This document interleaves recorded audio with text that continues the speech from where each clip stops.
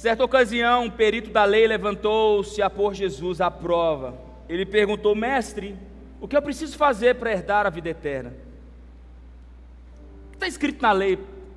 Respondeu Jesus: como que você a lê? E ele respondeu: ama o Senhor, o seu Deus, de todo o seu coração, toda a sua alma, com toda a sua força, com todo o seu entendimento, e ame seu próximo como a si mesmo. E disse Jesus: você respondeu corretamente, faça isso e viverá. Mas ele, querendo justificar-se, perguntou a Jesus: e quem é o meu próximo? Em resposta, disse Jesus: um homem descia de Jerusalém para Jericó, quando caiu nas mãos dos assaltantes. Estes lhe tiraram as roupas, espancaram-no e foram deixando-o quase morto. Aconteceu que de estar descendo pela mesma estrada um sacerdote, e quando viu o homem, passou pelo outro lado. Assim também um levita, que quando chegou ao lugar e o viu, passou pelo outro lado. Mas um samaritano, estando de viagem, chegou aonde se encontrava o homem, e quando o viu, teve piedade dele. Aproximou-se, enfaixou-lhes as feridas, derramando nelas vinho e óleo, e depois colocou sobre o seu próprio animal, levou para uma hospedaria e cuidou dele. No dia seguinte, deu 2 denários ao hospedeiro e disse-lhe: cuide dele, quando eu voltar lhe pagarei todas as despesas que você tiver. Qual desses 3 você acha que foi o próximo do homem que caiu nas mãos dos assaltantes? Aquele que teve misericórdia dele, respondeu o perito da lei. Jesus lhe disse: vá e faça o mesmo. Feche seus olhos. Meu amigo Jesus, eu quero te agradecer por essa noite, pela oportunidade de estar falando com o Senhor e do Senhor e para o Senhor essa noite. Que na noite de hoje o Senhor possa ministrar sobre as nossas vidas, trazer graça, direção, verdades e mudança sobre nós. Guarda aqui a minha vida, a vida do meu irmão. Ministra a tua verdade sobre os nossos corações, e toda a honra e glória será sua e somente sua, em nome de Jesus. Amém? Hoje eu quero falar a respeito dessa mensagem tão conhecida por todos nós. A parábola do bom samaritano, ela é desenhada pelas nossas crianças, ali no Kids, eles pintam, contam, cantam sobre o bom samaritano. É uma mensagem altamente difundida, fala-se muito sobre justiça social na parábola do bom samaritano. É tema de conferência, é tema de seminários, encontros, o bom samaritano. O bom samaritano já foi até distorcido, a mensagem em si, para uma mensagem de uma ideologia barata. Mas a verdade é que a parábola do bom samaritano tem muitas verdades intrínsecas dentro dela, que tem aparentemente escondido dentro dessas palavras, experiências, verdades e o poder de Deus embutido. A Bíblia em si é a palavra de Deus, e a palavra de Deus é o poder de Deus. Mas hoje eu quero discutir, talvez passeando no meio desse texto com vocês, te fazer descobrir pontos que são pontos de transformação nas nossas vidas. Por exemplo, a Bíblia diz que quando o perito começa a arguir Jesus, começa a questioná-lo, Jesus leva ele e imerge ele numa história que para ele não era uma história desconhecida. A mensagem do bom samaritano, o contexto da história, o pano de fundo da história, que é a viagem de Jerusalém para Jericó, não era algo que aquele homem não conhecia. Para que você tenha uma ideia, entre Jerusalém a Jericó era uma viagem de aproximadamente 4, 5 horas de caminhada. Era 19 quilômetros, pessoas faziam ela todos os dias. Tinham pessoas que iam de manhã e voltavam à noite, para você ter ideia, de tão comum que era aquela história. Mas Jesus coloca pontos aqui, ele coloca luz e enfoques em determinados lugares dessa mensagem, que traz esses pontos de reflexão e de atenção para a gente. Ele diz que um homem que saía de Jerusalém descia para Jericó. De fato, Jerusalém está em cima do alto do Monte Sião. Era um lugar alto, Jericó já estava às margens do rio Jordão. Então sim, era uma descida. E Jesus quis que aquele homem tivesse a experiência de estar descendo. Jesus quis dizer para ele: olha, eu quero que você se imagine numa caminhada que desce. Sim, Jesus queria que ele entendesse que existia alguém que estava num lugar alto e desceu. Jerusalém é cantada na Bíblia, é contada na Bíblia por 632 vezes. Jerusalém, Jerusalém. A Bíblia diz que Jerusalém será o palco do grande finale de Deus na terra. O lugar aonde a cidade santa, a nova Jerusalém, vai descer do céu, e o rei, o Messias, vai governar a terra por 1000 anos. Jerusalém, o lugar da grande redenção. Talvez você não saiba, mas Jerusalém é disputada até hoje. Metade de Jerusalém pertence aos judeus e metade aos muçulmanos. Eles brigam. O lugar aonde chamam-se de o Muro das Lamentações é só um muro, porque aonde era o templo está o Domo da Rocha, o lugar, uma mesquita dos muçulmanos, e que não é permitido aos judeus sequer entrar pelas portas. Mas existe a promessa: um dia o Senhor governará naquele lugar. Jericó, quem não conhece Jericó?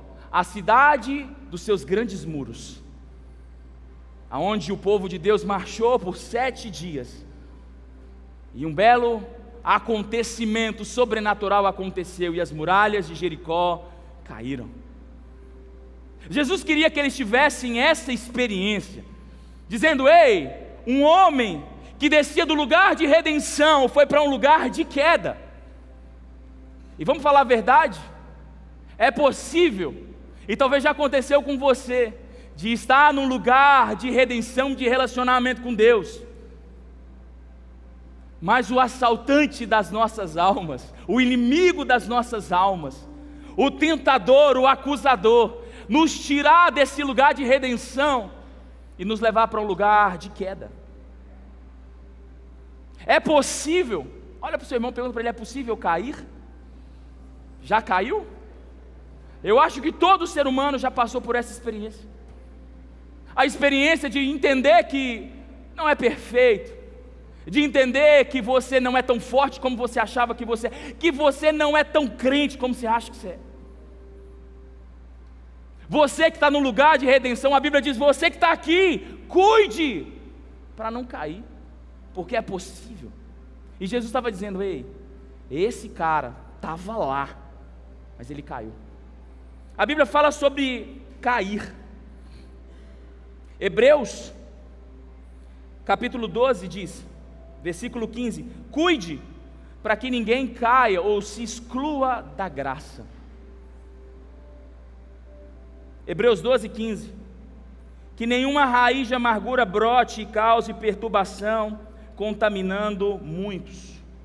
Gálatas, capítulo 5, verso 4, também fala sobre cair. Ele fala: vocês que procuraram ser justificados pela lei, separaram-se de Cristo, caíram da graça. É possível cair da graça? É possível. É possível estar bem com Deus e de repente, por causa de um assalto, por causa de um momento, por causa de um relance, por causa de um olhar, você cair? É possível. É possível. E eu não estou pregando para pessoas que não sabem do que eu estou dizendo. Eu estou falando com pessoas que sabem que essa semana aconteceu, que estava no lugar e que de repente, poxa, perdi minha bênção. E a Bíblia diz, em Hebreus, que o que faz um homem cair da graça é a amargura, mas a amargura ela brota da decepção. Ou seja, uma das coisas que podem roubar o homem de Deus, roubar o homem desse lugar de comunhão, é a decepção. Você está tudo bem, mas alguém falou uma coisa que você não queria de ouvir. Alguém fez alguma coisa que você não queria que fizesse com você. Alguém falou alguma coisa a seu respeito, sem que você estivesse nem presente para se defender, e você ficou sabendo. Tem tanta gente decepcionada nesse mundo. A verdade é que nós vivemos de uma geração de decepções, porque criamos uma expectativa baseada na comparação. Abrimos os nossos Instagrams e vemos as pessoas postando. Hoje eu vi uma notícia de um homem que foi preso, acusado de pedofilia. Vocês viram esse caso? Me mandaram, muita gente me mandou o documentário da adultização de criança. Quem viu isso? Levanta a mão para mim. Viram? Quem não viu, veja. Quem não viu, veja. Mas aí ontem prenderam o meliante, o acusado de adultização, de pornografia infantil. Prenderam ele. Um homem que postava no seu Instagram que morava numa mansão, que tinha carros de luxo. Fizeram, como diz a polícia, puxaram a capivara do sujeito. Nenhum dos carros era dele, e ele ainda estava com o nome sujo, devendo 360 mil reais no banco. Você estava até melhor do que ele, sem andar de carro de luxo, mas estava até melhor do que ele. Se você ainda tem o dinheiro do Pix para cair na sua conta ainda, né? Em nome de Jesus, né? O cara estava postando e a gente olhava e dizia: uau, mas esse cara é o bambambam. E minha vida não é perfeita, porque a vida desse cara é perfeita. Ele tem o que eu gostaria de ter. E nós vivemos em um lugar de troca e decepção, porque nós queremos dizer para Deus: Deus, eu quero ter o que Ele tem, eu quero viver o que o irmão está vivendo. Então nós nos comparamos e nos decepcionamos, o tempo inteiro estamos dando vazão às nossas decepções. E Deus está dizendo: quando você se compara, quando você se decepciona, você pode estar num lugar e você pode cair desse lugar. Tem muita gente com bom casamento e está comparando com o do vizinho. O ditado diz: a grama do vizinho sempre é mais verde, mas está amarrado em nome de Jesus na sua vida, na minha vida também. Porque nós podemos viver uma vida que essas comparações e essas decepções roubam a gente de Deus. A Bíblia conta um caso, que está no mesmo livro de Lucas, de um homem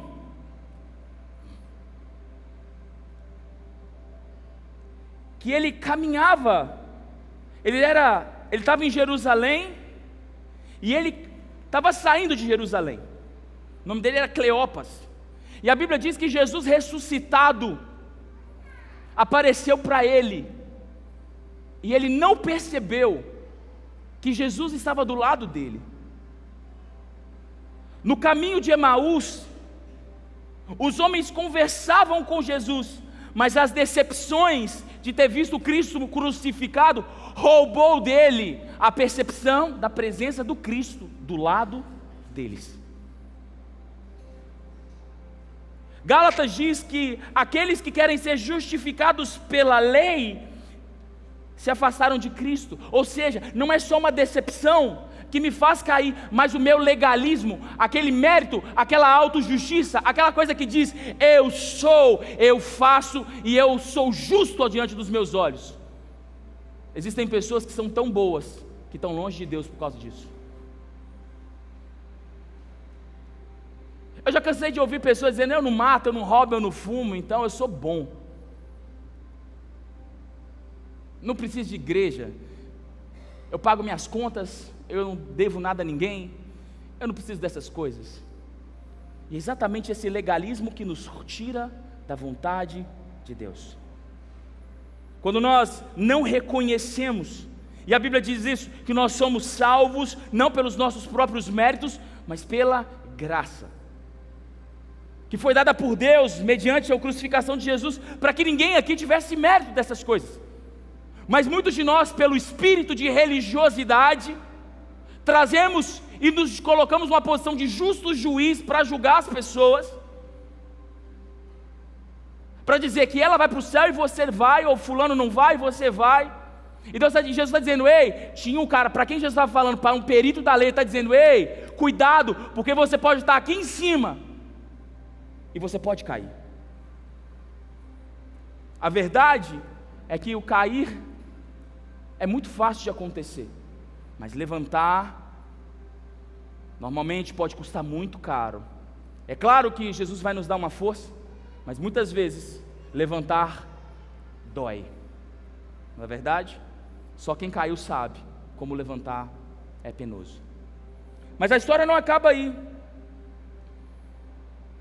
Ele diz que 2 homens passaram. Ele faz questão de não dar nome para essas pessoas, mas ele deu função para essas pessoas. Ele diz, um sacerdote e um levita passaram. A verdade é que era comum sacerdotes e levitas passarem por essa estrada. Eles subiam para Jerusalém todos os dias e desciam para Jericó. É interessante, presta atenção em mim. É interessante a gente entender que Jesus estava contando uma história já conhecida por esse homem.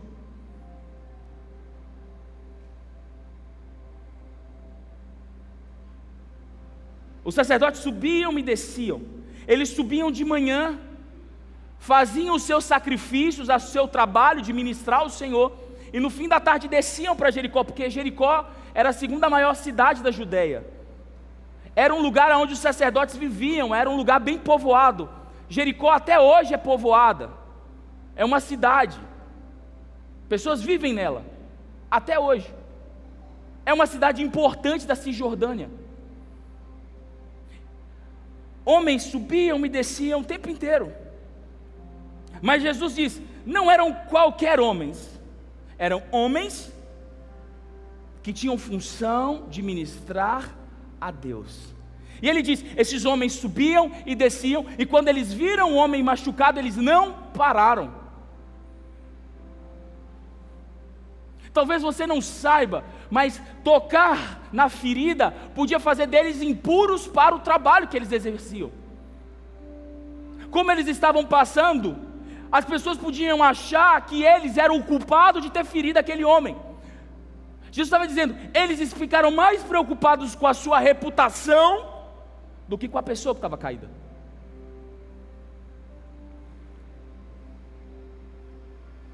Eles não pararam porque achavam que ele estava morto, eles não pararam porque eles iam ficar desabilitados para o serviço.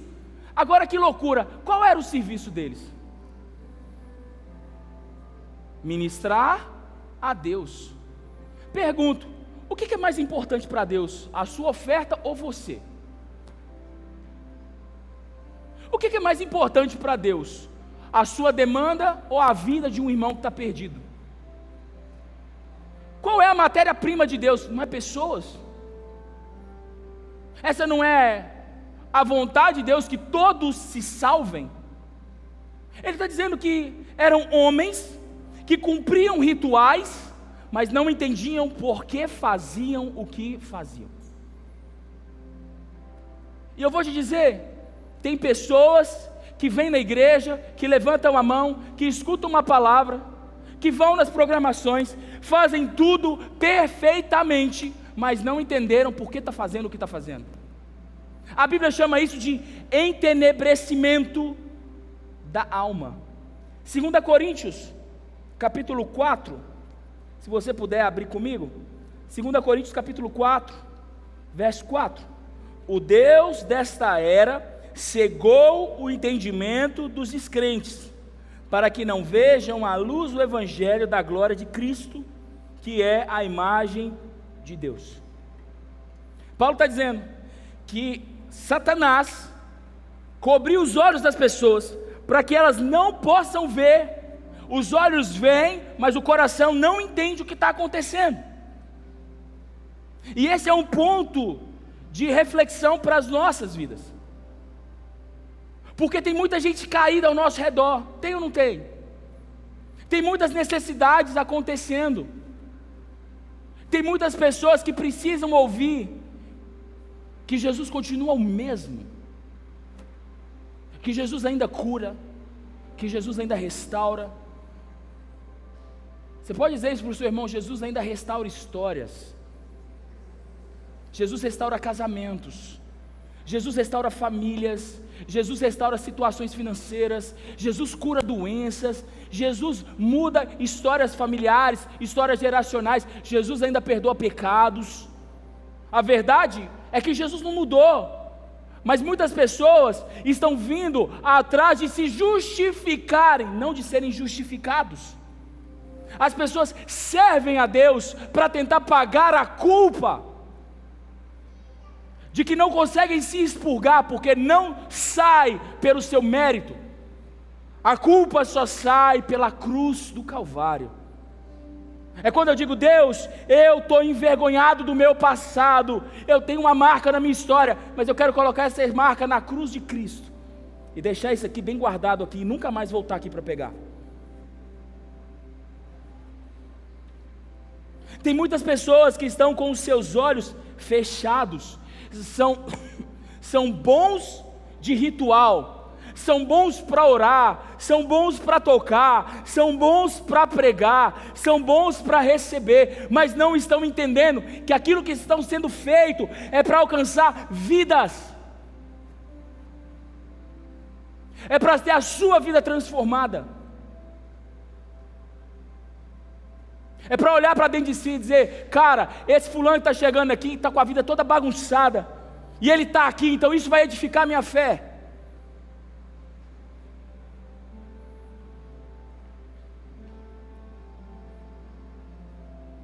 Esse entorpecimento da mente, que Jesus falava para esse perito da lei, é algo tão real e atual quanto naquele dia. Pessoas que fazem, mas não entendem, não estão na frequência de Jesus. O coração de Jesus bate por uma única coisa, irmãos: por pessoas. A Bíblia diz que Ele morreu e deu a vida para que todos aqueles que nele creem não pereçam. Porque Deus amou o mundo de tal maneira que deu o seu Filho unigênito. Ele deu o Filho dele, e o Filho dele se deu para que todo aquele que nele creia, todos que creem, recebam a vida eterna de Jesus. Porque no que o coração de Jesus bate? Por pessoas. E muitas vezes nós estamos vivendo a nossa vida achando que o foco de Deus é você, e eu sinto muito em te dizer que não é. Jesus te ama. Você pode dizer isso para quem está do seu lado: Jesus te ama.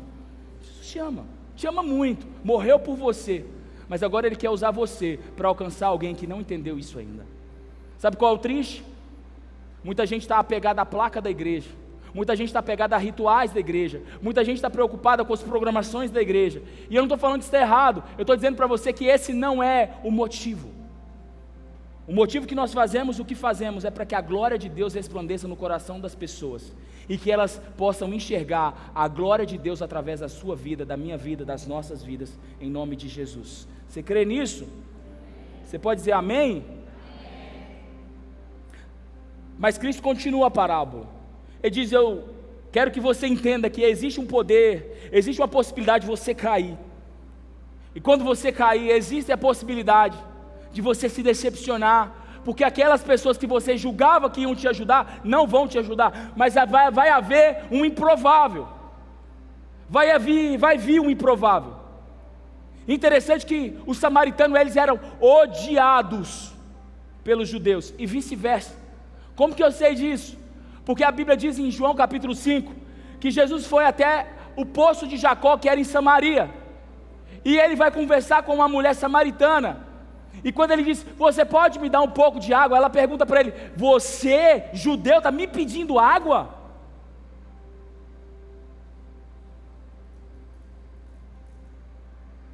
Passa o improvável, aquele que todo mundo odiava. Interessante é que o samaritano é a prefiguração de Cristo. Ele é aquele que não olha quem está no caminho, ele é aquele que, independente de quem esteja no caminho, ele vai resgatar. Não importa sua nacionalidade, sua cor, seu peso, a roupa que você veste, não importa de nada. Se você está no caminho, Jesus vai te alcançar. Mesmo que seja um improvável, mesmo que seja alguém improvável, Jesus pode usar os improváveis para alcançar as pessoas. Eu já vi Deus usando crianças. E eu quero te dizer que Jesus vai levantar uma geração de improváveis nas nossas vidas. Pessoas que serão improváveis. Você pode levantar a sua mão, eu quero orar por você. Deus vai levantar. Se você é um improvável, eu quero que você levante sua mão. Deus vai usar a sua vida para alcançar as pessoas que estão caídas no meio do caminho, em nome de Jesus. Aleluia. Você crê nisso? Você pode aplaudir o Senhor por isso?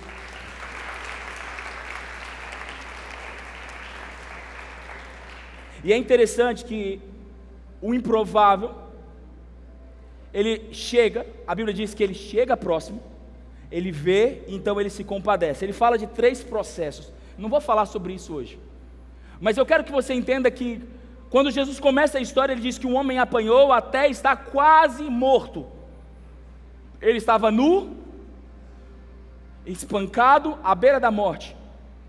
O samaritano pega ele, coloca ele sobre o seu cavalo, chega na hospedaria e deixa ele, ou seja, o samaritano salva a vida daquele homem. Ele diz: olha, eu não vou só salvar, vocês da hospedaria vão cuidar dele, e quando eu voltar, o que eu tiver devendo, o que esse homem tiver de custos extras, eu pago quando voltar. Ele não só salvou, mas ele abasteceu, ele supriu as necessidades daquele homem. E é bom a gente lembrar disso, que salvação, ela se compreende em processos. Que a mensagem do reino, a mensagem de Jesus é uma mensagem de salvação. Por quê? Porque existem ainda pessoas no meio do caminho. Talvez você está aqui hoje, está no meio do seu caminho. Efésios capítulo 2 diz, preste atenção, vai colocar aqui Efésios 2, Efésios 2 verso 4 diz: todavia, Deus que é rico em misericórdia, pelo grande amor com que nos amou, deu a vida, juntamente com Cristo, quando ainda estávamos mortos em nossas transgressões. Pela graça, vocês são salvos. Paulo está dizendo que existem pessoas que nunca conheceram o caminho. Pessoas que nunca conheceram o caminho. Interessante que a Bíblia chama o Evangelho de Jesus de o caminho por algumas vezes na Bíblia. Em Atos, principalmente, quando fala os homens do caminho, eles estavam falando dos crentes em Jesus.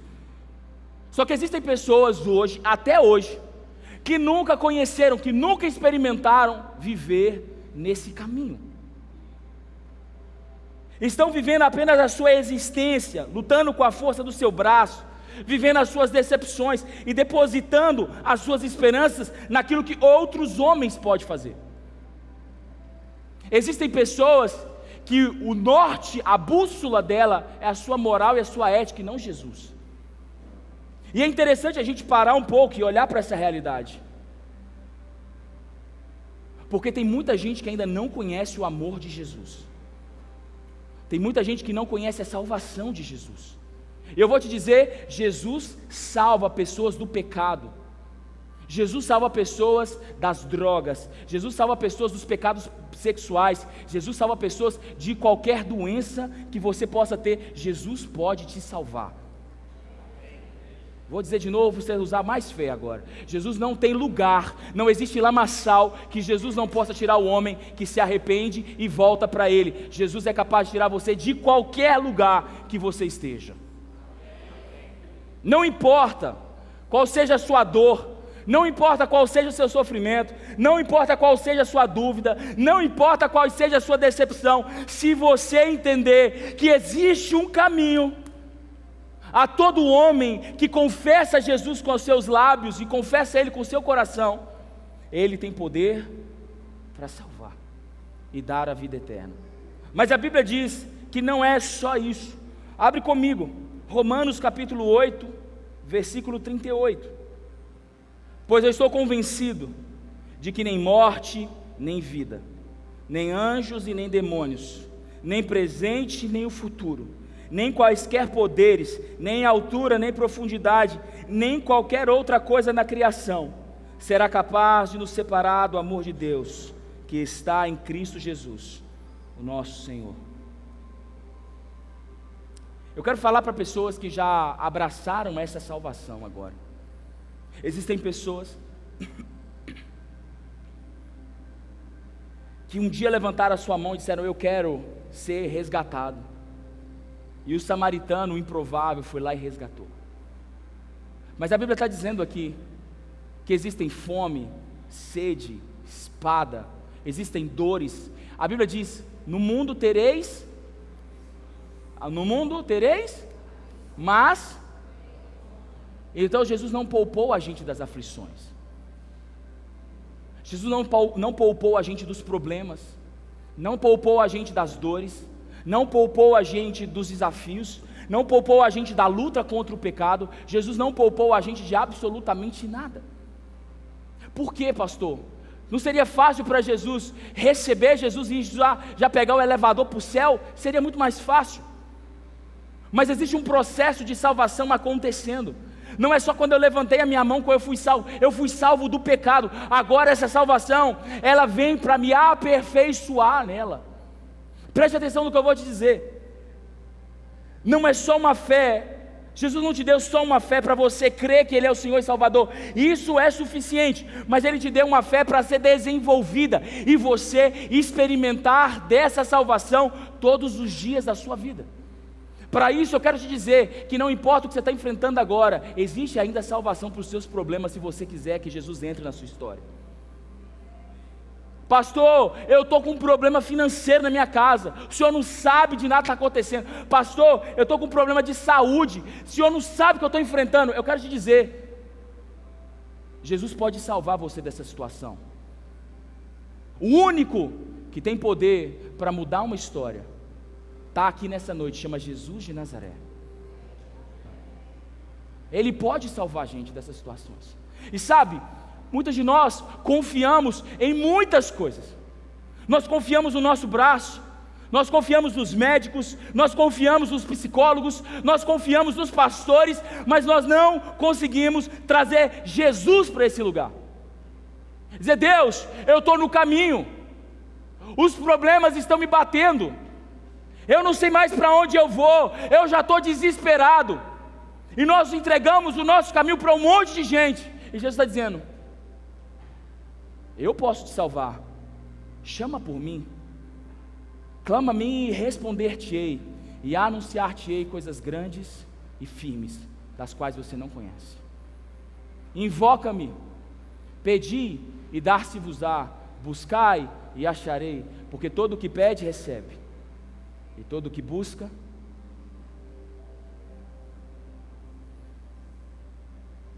Eu não sei quais são os nossos problemas, eu sei dos meus. Dá uma cutucada no seu irmão e fala: você tem problema para ser salvo essa noite? Tem algum problema que você precisa ser salvo essa noite? Talvez você está aqui dizendo: Deus, eu não sei mais o que eu faço, não sei mais o que eu faço. Eu vou te dar uma notícia. Tem um homem, um samaritano, que pode te encontrar na encruzilhada da vida e trazer cura e derramar óleo, derramar vinho, que representa alegria. Levanta a sua mão. Eu quero profetizar que Deus vai derramar alegria sobre a sua vida aqui essa noite. Sabe, aquele homem estava machucado na beira do caminho. A Bíblia diz que o samaritano derramou vinho nas feridas dele. Eu quero declarar que Deus vai derramar alegria sobre a sua vida, em nome de Jesus. E vai derramar óleo. Óleo é unção, um poder. A unção despedaça o jugo, ou seja, aquilo que te prende, o Senhor vai te dar um antídoto para romper com as suas barreiras essa noite. Deus vai derramar óleo sobre a sua vida também, em nome de Jesus. Mas essas pessoas precisam ser encontradas pelo samaritano. A sua vida precisa ser encontrada por Jesus essa noite. Dizer: Deus, eu quero confiar que já não é mais pela força do meu braço. Eu quero confiar que existe salvação para mim, se eu me entregar novamente ao Senhor. E eu vou me entregar essa noite em nome de Jesus. E essa já seria uma grande salvação, mas eu vou te dizer que ainda existe mais salvação para você. Você acha que acabou? Ainda tem mais salvação. A Bíblia diz que enquanto nós estivermos nessa terra, viveremos as dores pertinentes a essa terra. E eu vou te dizer, tem hora que cansa. Lutar contra o pecado, tem hora que cansa. Lutar com os problemas da vida, tem hora que cansa. Enfrentar o diabo, tem hora que cansa. Cansa ou não cansa? Enfrentar as mesmas coisas, os mesmos inimigos, na mesma bate-hora, na mesma bate-caverna, no mesmo bate-horário. Mas eu quero te dar uma boa notícia. Um dia vai haver um nível de salvação e você já não vai mais lutar contra o pecado, porque Jesus vai vir e salvar a gente dessa existência e vai nos levar para uma outra existência, um lugar aonde não tem choro e nem ranger de dentes, aonde não vai haver lágrimas, aonde Ele vai ser o sol da nossa justiça, aonde as ruas serão de ouro e o mar será de cristal. Lá não haverá choro, não haverá pranto, não haverá ranger de dente, não haverá decepções, porque lá o Senhor é quem governa todas as coisas. Ele disse, Jesus disse, eu vou construir moradas, mas eu vou voltar para resgatar vocês. Sabe, um dos maiores níveis de alguém espiritualmente dizendo, é quando a gente consegue tirar os nossos corações desse plano. É quando as coisas que estão acontecendo aqui já não importam mais. Eu não estou dizendo para você que isso é fácil e que eu consigo fazer isso todos os dias. Não. Eu não estou num lugar melhor que você para dizer para você, olha, como é bom não estar com o coração preso nessas coisas. Não, nós estamos iguais. Todos os dias eu luto para tirar o meu coração desses lugares. Mas quando eu me lembro que um dia eu já não vou estar mais aqui, e eu vou estar com Jesus, sentado na mesa com Ele,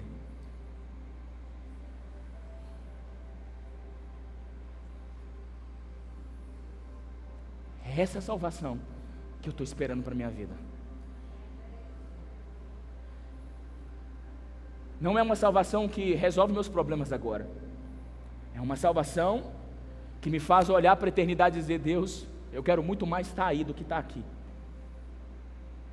Eu não quero ser salvo dos meus problemas, eu quero ser salvo dessa existência, e eu sei que um dia eu vou estar sentado do seu lado, porque o Senhor vai me salvar, porque um dia eu criei, e eu vivi baseado nessa crença, que o Senhor morreu por mim, e agora a minha vida é sua, e nada que eu faça vai me tirar do lugar da minha devoção. Eu vou continuar te adorando todos os dias, Jesus, porque um dia eu vou te ver com os meus próprios olhos, e tudo vai ter feito sentido.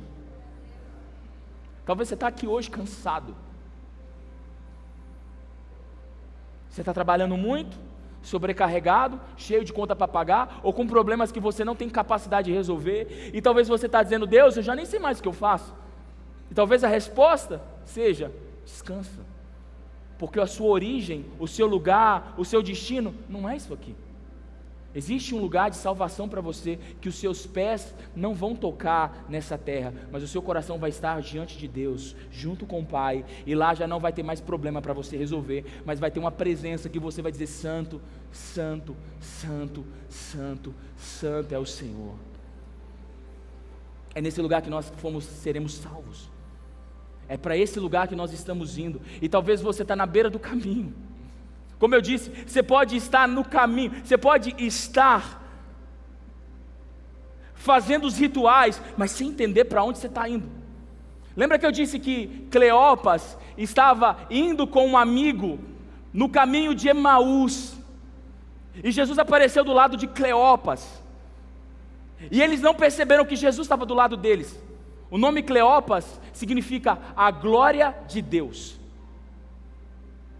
E Cleopas saía de Jerusalém, ou seja, a glória de Deus estava saindo de Jerusalém, saindo da casa de Deus, a glória de Deus estava saindo da casa de Deus, porque eles estavam decepcionados, e eles não perceberam que Jesus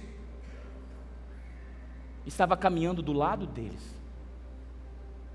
Eles só perceberam quando Jesus parte o pão na mesa. Aí eles perceberam.